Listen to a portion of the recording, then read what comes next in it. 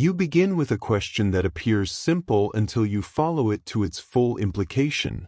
How do you know that what you regard as understanding is not merely the repetition of what you have become accustomed to believe? This question does not attack reason.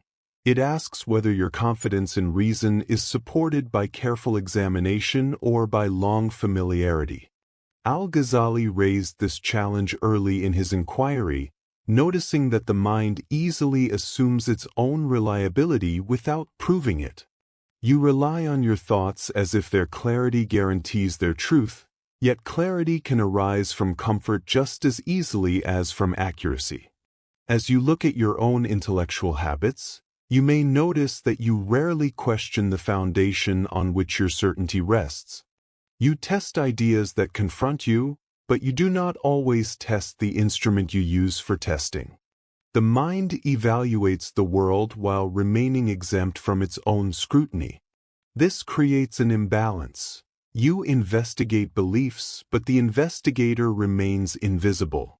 Al Ghazali saw that this invisibility is precisely where error hides. For him, the discomfort that arises during deep questioning was not a sign of failure but of honesty. The pain of uncertainty forced him to confront assumptions he had previously accepted without reflection. If the mind resists the questions that unsettle it, is it protecting truth or protecting itself? To understand the depth of Al Ghazali's crisis, you look briefly at the world in which he lived. 11th century Baghdad was a center of intellectual advancement, where debates were rigorous and structured, and where scholars were trained to defend their positions with precision.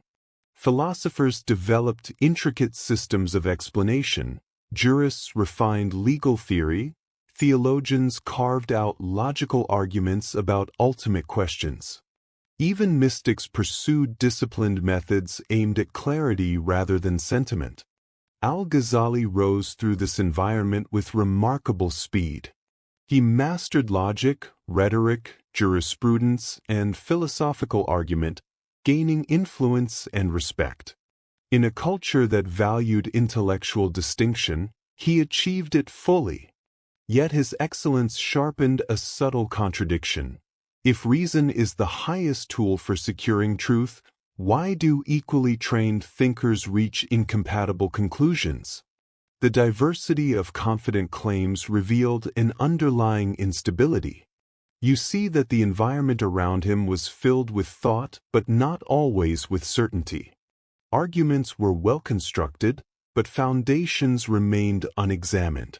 If an entire civilization devoted to knowledge still struggled to agree on what can be known, what can the individual mind rely on for stability?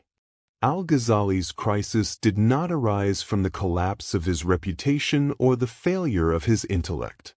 It arose when he realized that the tools he relied on could not justify their own authority. He examined the senses and found them inconsistent. He examined memory and found it malleable. He examined reasoning and found it dependent on unproven assumptions. The faculties that claimed to reveal truth were themselves subject to doubt. You are invited to repeat this examination.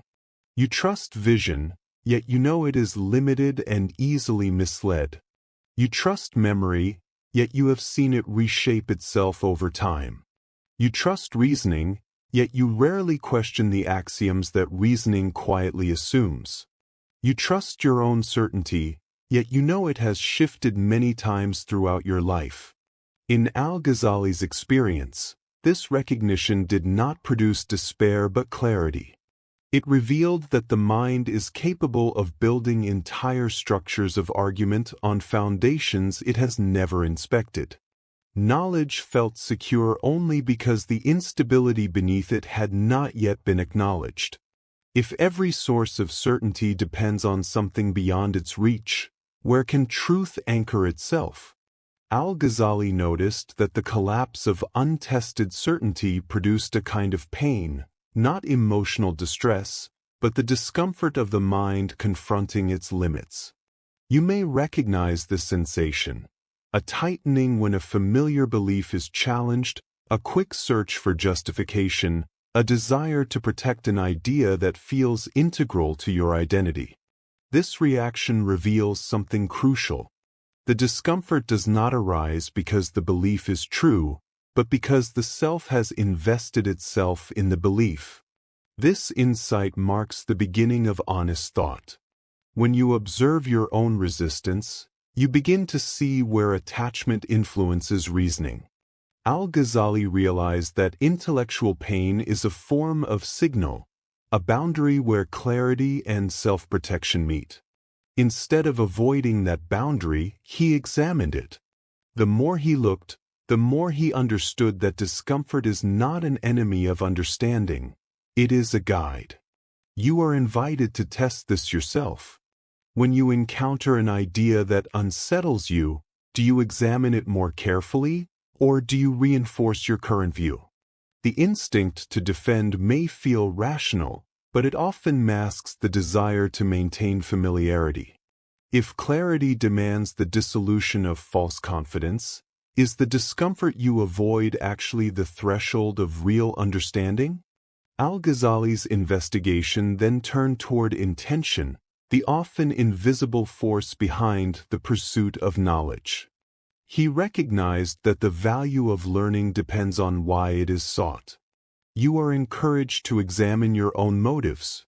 Do you seek knowledge to feel secure, to avoid error, to gain recognition, to strengthen an identity, or to uncover truth regardless of personal cost? Each motive shapes the direction of inquiry long before reasoning begins. Al Ghazali observed that two individuals studying the same subject can reach entirely different states. One becomes sincere, the other becomes self-satisfied. This difference does not come from intellect but from intention. When knowledge serves the desire for validation, it becomes self-referential. When knowledge serves truth, it becomes clarifying. You may notice that the mind can use reasoning to justify itself rather than to illuminate reality. Arguments become tools for